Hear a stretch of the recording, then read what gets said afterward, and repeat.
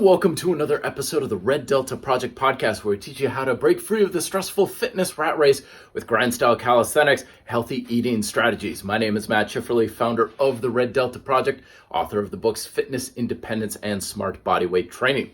Today's topic, we're looking at this scenario where you feel like doing everything right, doing everything I can, and still I'm falling way short or I'm struggling to make things happen.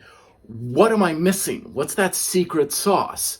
And we're going to be looking at how most of us, when we approach healthy habits like diet and exercise and stuff, we're very dominant in our mindset and our approach towards one half of the puzzle while neglecting the other half, which is actually what's holding you back. Now, this piece of information comes from a chapter I talked about in my first book, Fitness, Independence, where there's two halves to all of our behaviors when it comes to diet and exercise, or life in general.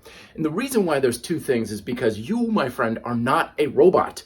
Yes, the human body is a biomechanical machine, if you will, but you also have feelings and emotions and stuff that are also playing a big influential role in all of your habits and the decisions you're making. Let's say you want to go do a workout, all right? Now, there's two things that are happening with this workout that need it to be successful. On one half of the pie, you have the logic side of things. The logic side is the math, the science. How do you do a push-up? What order are you doing your exercises? What's your progression like? This is the how do you do it side of things. And it's incredibly important because if you don't know what you're doing, you're not going to get very far. On the other hand, though, you also have the emotional side. The emotional side is actually the internal fuel that's making you, take action with what you know you should be doing. It's what's getting you to the gym, putting in the effort, and having a positive relationship with what you're doing. Both of these halves are essential. You can't have one without the other. If you have all the knowledge in the world, but there's something that's causing some emotional friction within you, it's not going to do you any good. You're not going to be able to take consistent action. But you can also have all the motivation and emotional drive in the world, but if you don't know what you're doing, it's just running around with your head cut off kind of scenario. Nothing's going to happen very much. So in this podcast today, we're going to look at what are the traits of those who are logic dominant or emotionally dominant so that you can know where you need to focus your efforts to basically take off the brakes and make progress at a faster rate. So the logic side of things is, like I said, the science. What do you do? This is the hard, quantifiable information and data that we all need in order to be successful when it comes to how are we eating, what are we eating, how are we training, how are we programming our workouts, and so on.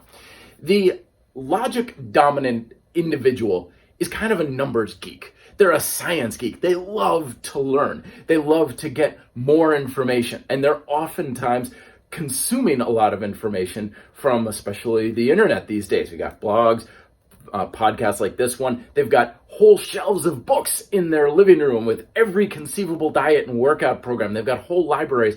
They've got a ton of information at their fingertips, and they're always learning, which is very good because if you don't learn, you don't make progress.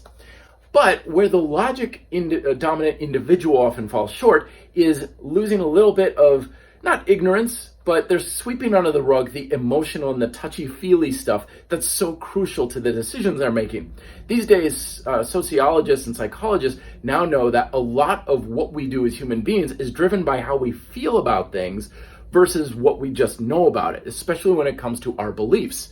What you believe about exercise is going to be a much bigger influential component to whether or not you're going to go to that workout on a Friday night than anything you know about what the best way to work out is. So if you're not really getting in touch with the emotional side of things, the logic stuff just is kind of like having a really high-end car without any fuel. It just kind of sits there.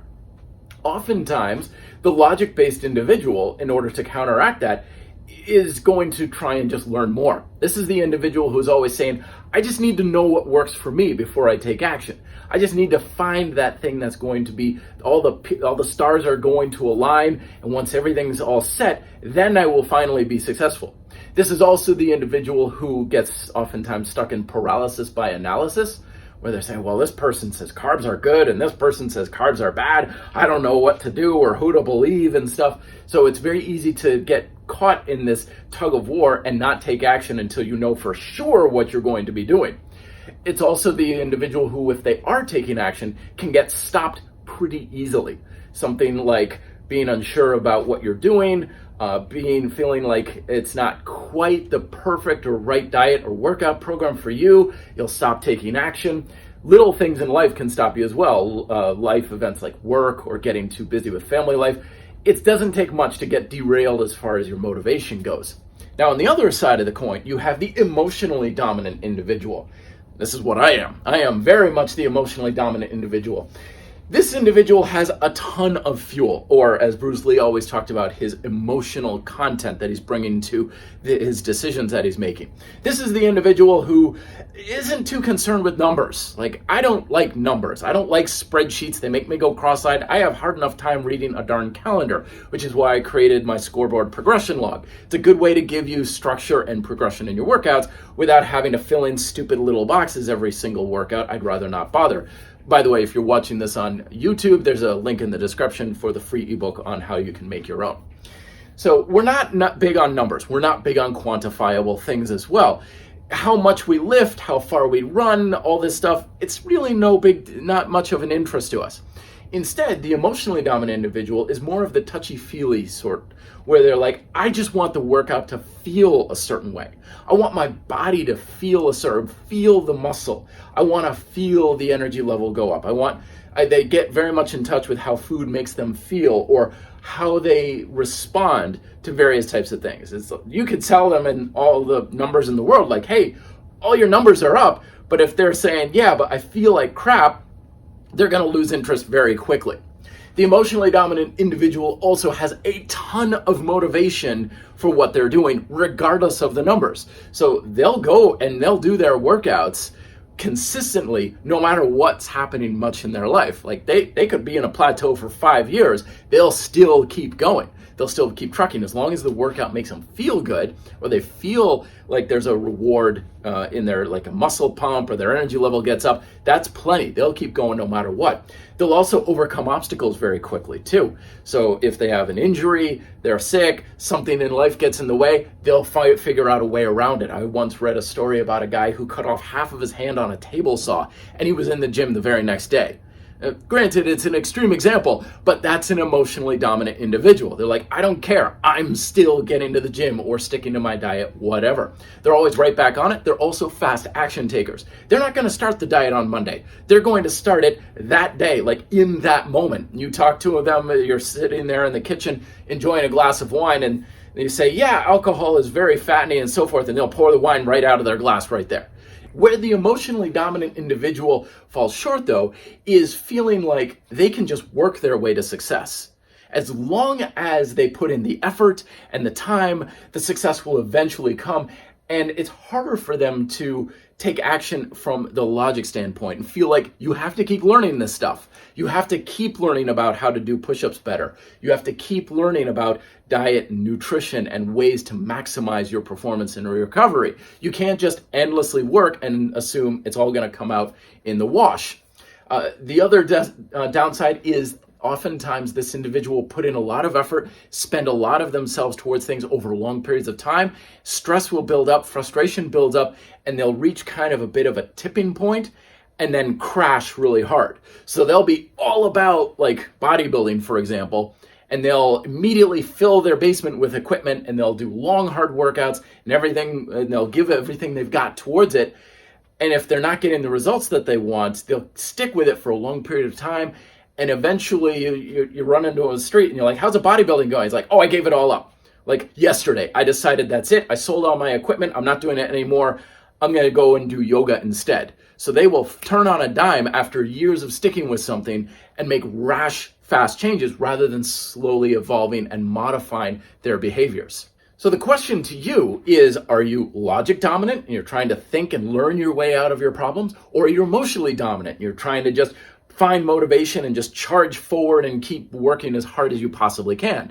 Both approaches don't work very well because motivation and internal fuel without application of better logic and knowledge doesn't really get you anywhere. It's like driving around in circles.